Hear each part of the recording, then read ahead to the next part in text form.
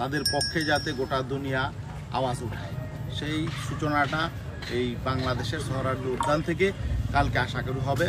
এবং গোটা দুনিয়ায় আশা করি বাংলাদেশের এই প্রোগ্রামটাই সর্ববৃহৎ হবে। এটাকে অনুসরণ করে অন্যান্য দেশও এভাবে গাজাবাসীর পক্ষে, ফিলিস্তিনি মাজলুমদের পক্ষে অবস্থান নেবে, এটা আমরা প্রত্যাশা করি। আগামীকালকের প্রোগ্রামে আমাদের যারা বিভিন্নভাবে আসবেন তাদের প্রতি আমাদের অনুরোধ থাকবে শৃঙ্খলা বজায় রাখবেন, যাতে কোনো রকম দুর্ঘটনা কেউ না ঘটায় সে ব্যাপারে লক্ষ্য রাখবেন, এবং কোনো রকম মবের সৃষ্টি না হয় এটা আমাদের লক্ষ্য রাখতে হবে। আমরা শুধুমাত্র শান্তিপূর্ণভাবে আমরা একটা ভয়েস রেজ করবো, এটাই হলো আমাদের উদ্দেশ্য। জাযাকাল্লাহ। আমরা একটু আব্দুল ইহিবের কাছ থেকে সংক্ষেপে শুনবো। জি, আলহামদুলিল্লাহ, আল্লাহ শুকর, আমরা আজকে আসছি এখানে, আমাদের মুরব্বীরা আছেন। আগামীকাল ইনশাআল্লাহ বাংলাদেশের ইতিহাসে নয়, বিশ্বের ইতিহাসে যে বাংলাদেশের মুসলমানরা ঈমান ইসলাম রক্ষার জন্য, গাজার মজলুম মুসলমানদের পাশে দাঁড়াবার জন্য যে ঐতিহাসিক সোহরাওয়ার্দী উদ্যানের কালকে যে সমাবেশ, সারা দেশের মানুষ অপেক্ষা করতেছে কখন তারা এখানে উপস্থিত হবে। তো আমরা আশা করব কালকে সকলেই শান্তিপূর্ণভাবে সুন্দরভাবে আসবে। আল্লাহ রাব্বুল আলামিন কালকে আমাদের এই জনজমায়েতকে কবুল করেন। জাযাকাল্লাহ। আমরা একটু পারভেজ ভাইয়ের কাছ থেকে শুনবো, 1 মিনিট।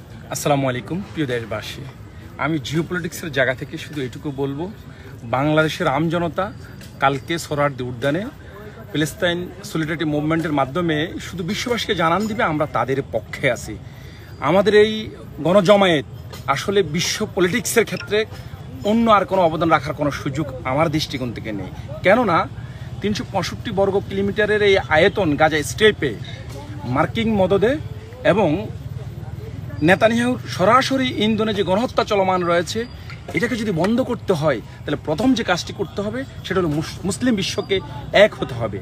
যেই ফিলিস্তিনকে, আল আকসাকে কেন্দ্র করে ওআইসি গঠন হয়েছে, সে ওআইসির কার্যক্রমকে ত্বরান্বিত করতে হবে, আন্তর্জাতিক পরিসরে জিও পলিটিক্সের ভাষায় কথা বলতে হবে।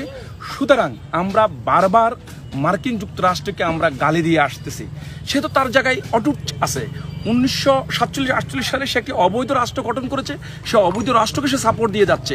কিন্তু আমাদের রাষ্ট্রগুলো কি করতেছে, যারা পেট্রো ডলারে আছেন, সৌদি আরব, কাতার, আরব আমিরাত, তুরস্ক, মিশর, সিরিয়া, জর্ডান এবং পারমাণবিক অস্ত্রে সজ্জিত পাকিস্তান, এই রাষ্ট্রগুলো যদি এক কাতারে না আসে, যদি মিলিত শক্তি না হয়, তাহলে এখান থেকে ফিলিস্তিনকে বের করে আনা কোনোভাবে সম্ভব না। পারভেজ ভাই গবেষক, ফিলিস্তিনের উপর অনেকগুলো বই আছে না, আপনাকে ধন্যবাদ।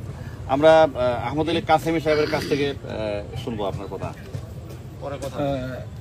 কালকে বাংলাদেশে মানবতার পক্ষের সকল শক্তি, সকল জনশক্তি, যারা মানবতাকে, মানুষকে যারা ভালোবাসে, তারা এখানে একত্রিত হবে। আমরা স্বৈরাচারী এবং গণহত্যাকারী ইসরায়েলকে আমরা দেখাতে চাই যে শুধু বাংলাদেশের জনগণ না, আমি মুসলমান বলি না, সকল জনগণ এবং বিশ্বের সকল জনশক্তি তোমাদের বিরুদ্ধে কথা বলছে। সুতরাং আমরা যুদ্ধ নয়, শান্তি চাই, এবং অচিরে এই যুদ্ধ যাতে নির্মূল হয়, যুদ্ধ বন্ধ হয়, এবং আন্তর্জাতিকভাবে তাদের বিরুদ্ধে যাতে আন্তর্জাতিক আদালতে নেতানিয়াহুর বিরুদ্ধে মামলা দায়ের করা হয়। এবং বাংলাদেশের জনগণ সবসময় ফিলিস্তিনের পক্ষে ছিল এবং এখনও ফিলিস্তিনের পক্ষে আছে। আগামীকালকের এই সমাবেশ থেকে আমরা এটা বুঝাবো যে আমরা ফিলিস্তিনি ভাইদের পক্ষে আছি এবং শান্তির পক্ষে বাংলাদেশ। জাযাকাল্লাহ।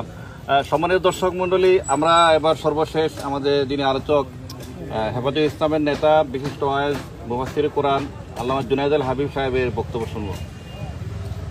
আসসালামু আলাইকুম রহমতুল্লাহি ওয়া বারাকাতুহু। প্রিয় দেশবাসী, বাংলাদেশ শতকরা 92% মুসলমানের দেশ এবং বাংলাদেশের মুসলমান বিশ্বের সকল মজলুম মুসলমানদের পক্ষে, এবং যারা জালেম, যারা জুলুম করে তাদের বিরুদ্ধে বারবার প্রমাণ করেছেন।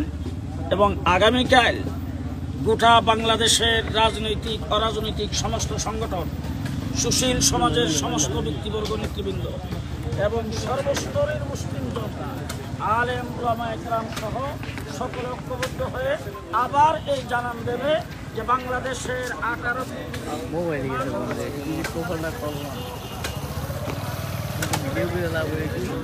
সোহরাওয়ার্দী উদ্যানের সর্বশেষ প্রস্তুতির কার্যক্রম চলছে এখানে।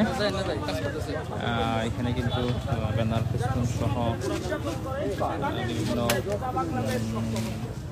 আগামীকালকের জন্য প্রস্তুতি গ্রহণ করছে। এখানে কিন্তু রাতে কিন্তু অনেক ছোটো ছোটো মানুষ কিন্তু অলরেডি সোহরাওয়ার্দী উদ্যান মাঠেই চলে এসেছেন এবং ঢাকা সহ ঢাকার বিভিন্ন প্রান্তে কিন্তু হাজার হাজার মানুষ কিন্তু সোহরাওয়ার্দী উদ্যানের দিকে কিন্তু সমবেত হচ্ছেন। ইনশাল্লাহ আশা রাখছি আমরা আগামীকালকে ঐতিহাসিক সোহরাওয়ার্দী উদ্যানে বিশাল এক ইতিহাস সৃষ্টি হবে। এখানে ইসলামী আন্দোলন বাংলাদেশ সহ বিভিন্ন ইসলামী সংগঠনগুলো কিন্তু আসছেন, পরিদর্শন করছেন এবং আগামীকালকে সব দলের অংশগ্রহণের মাধ্যমে কিন্তু এই ঐতিহাসিক সোহরাওয়ার্দী উদ্যানে ব্যাপক সমাগম হবে বলে আমরা আশা করি।